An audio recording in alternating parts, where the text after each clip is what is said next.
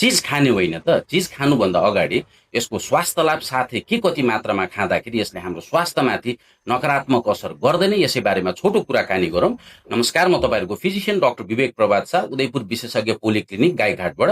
सुरुवात गरौँ चिजको फाइदाबाट। यसमा प्रोटिन हुन्छ, जस कारणले गर्दा यसले हाम्रो मांसपेशीलाई विकास र वृद्धि गराउनलाई सहयोग गर्दछ। यसमा क्याल्सियम पनि हुन्छ, जस कारणले गर्दा यसले हाम्रो दाँत र हड्डीलाई पनि मजबुत राख्दछ। यसमा जिङ्क हुन्छ, यसमा भाइटामिन B12 हुन्छ, जस कारणले गर्दा यसले हाम्रो इम्युन सिस्टमलाई पनि मजबुत राख्दछ, अर्थात् हाम्रो रोगसँग लड्न सक्ने क्षमतालाई बलियो राख्दछ।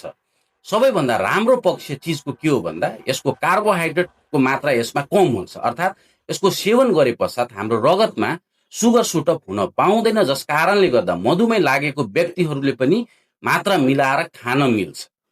अब एउटा स्वस्थ व्यक्तिले दैनिकी रूपमा 30 देखि 40 ग्राम चिजको सेवन गर्न मिल्छ भने मधुमेह लागेको व्यक्तिहरूले 20 देखि 30 ग्रामसम्म सेवन गर्न मिल्छ। धेरै मात्रामा चिजको सेवन नगर्दा नै राम्रो, किन भन्दा यसमा फ्याट धेरै हुन्छ, साथै नुनको मात्रा पनि बढी हुन्छ।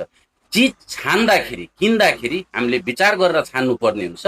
सकेसम्म नेचुरल चिज, प्रोसेस चिज चाहिँ नखाउँ होला। हस् त, आजलाई यति नै।